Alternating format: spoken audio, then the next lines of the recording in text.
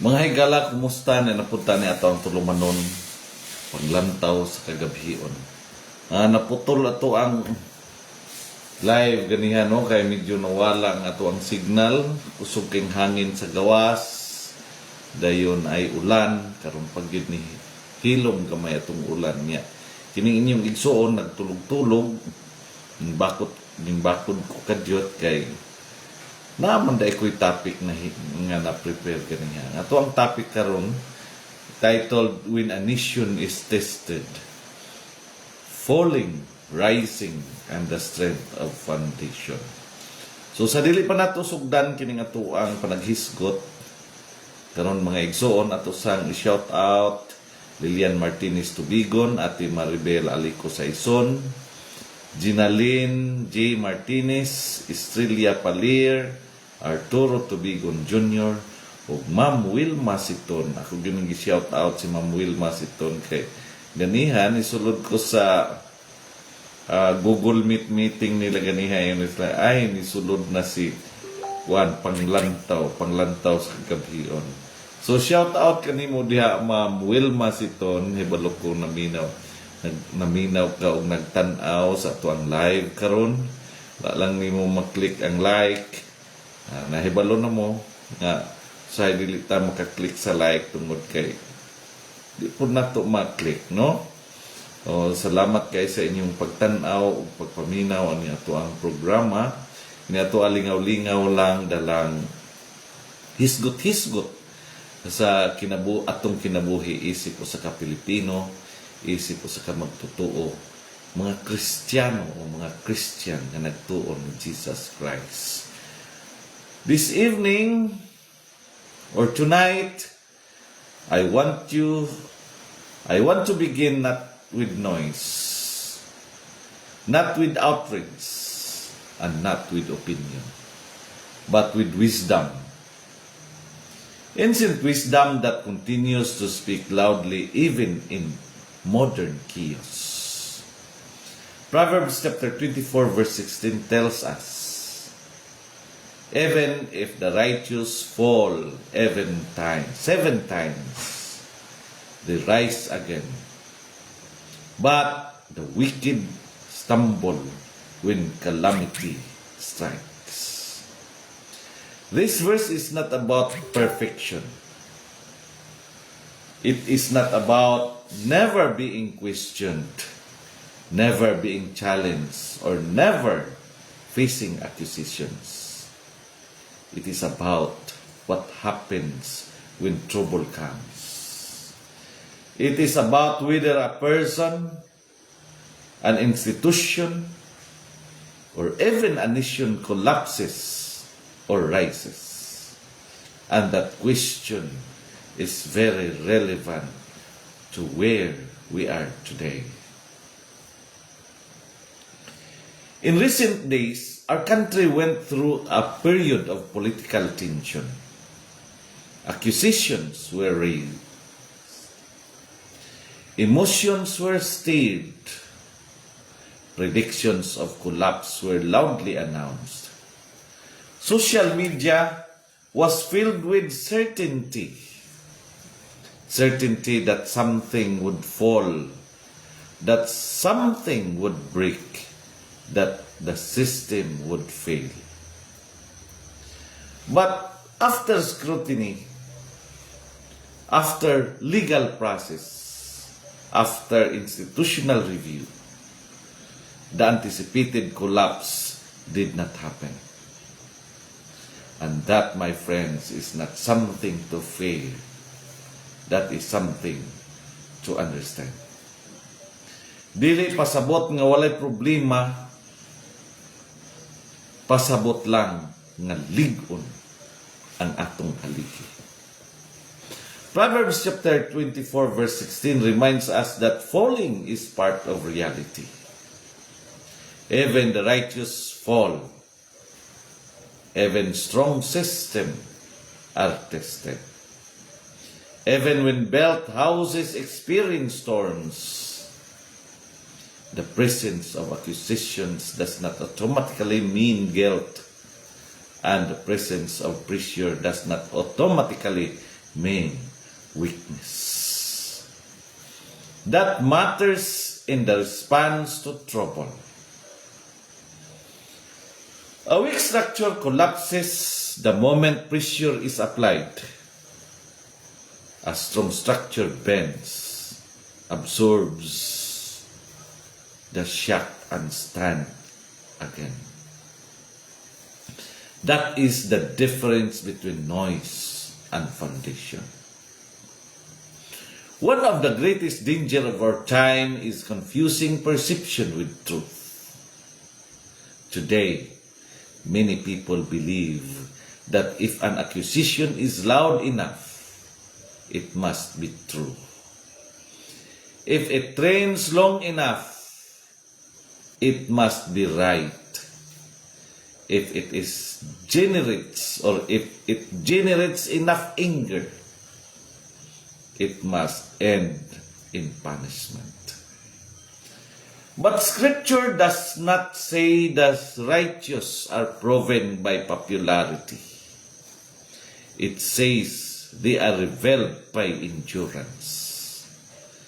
Sa ato pa ang kasaba dili sukod sa kamatuoran. This is why due process matters. This is why institutions matter. This is why laws exist not to protect individuals from accountability, but to protect society from mob judgment. When accusations are examined and found insufficient, it does not mean accountability is dead. It means accountability is working within the bounds of law, not emotion. Hebrews chapter 12 verse 11 tells us that discipline is painful, not pleasant, but it produces righteousness and peace in the end.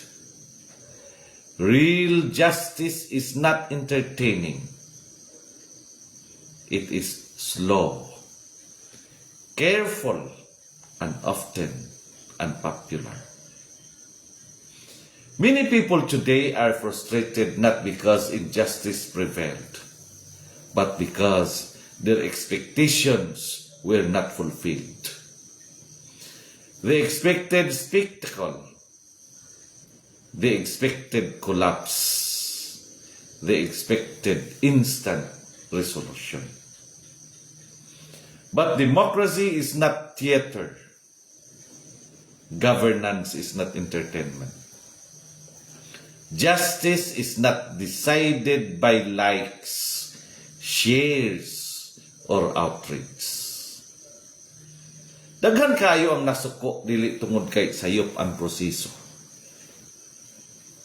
kundi tungod kay wala sila nakadaog. Tungod kay wala mahitabo kung unsa ang ilang gusto. Proverbs chapter 24 verse 16 also warns us about something else. Those who are wicked stumble when calamity strikes. Why? Because they're really on shortcuts. They're really on manipulation. They rely on chaos instead of structure. When trouble comes, shortcuts fail. Systems built on institutions rise. Systems built on personalities collapse. This is a lesson not just for leaders, but for citizens. Romans chapter 13 reminds us that authority exists for order and not confusion. This does not call for blind obedience, but for responsible engagement. Criticism must be anchored in truth. Dissent must respect process, reform, must work through law. Kung gusto ta og tarong nga nasod, kinahanglan tarong pod ang atong pamaagi. Let us also remember accountability does not end when an attempt fails. It continues through proper channels, proper evidence, and proper timing. But what must end is the culture of wishing collapse just to feel validated. A nation that prays for its own destruction just to prove a point is a nation already wounded.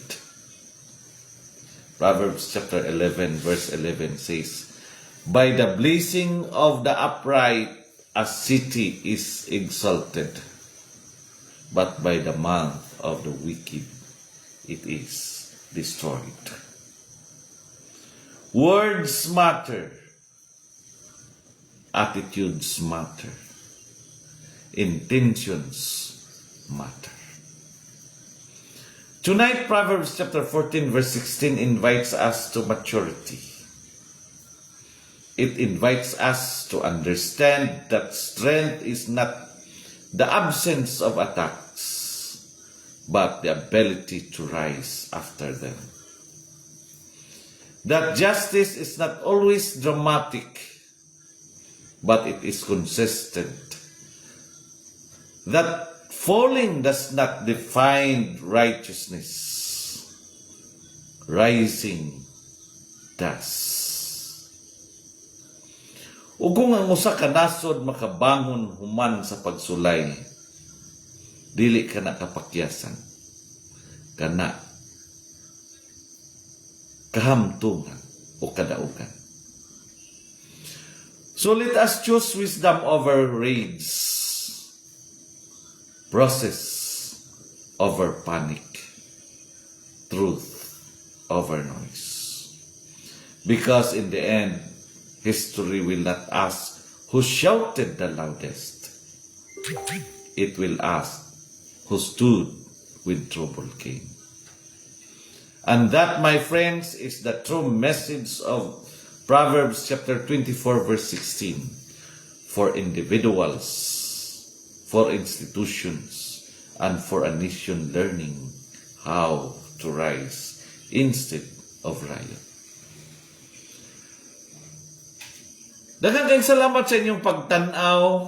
Shout out sa Lia or Lia Sahol. Arcelita Aluso Tubigon diha sa Lower Santo Niño Mahayag, Zamboanga del Sur, o si Arturo Tubigon Jr. Maayong gabi ipod kanimo, Sir Arturo Tubigon. Kini ang panglantaw sa kagabhion diin ang kahayag nagadanag bisan pa sa kangit-ngit. Kini inyong igsoon higala ug alagad Jeremias Labaho Tubigon sa makausap pa mo ingon nga sa atong pagpangandoy ug matarong ang katilingban ang kamatuoran gayud ang atong suga. Ug sa kangit-ngit sa kasaysayan ang tinud-anay nga pamunuan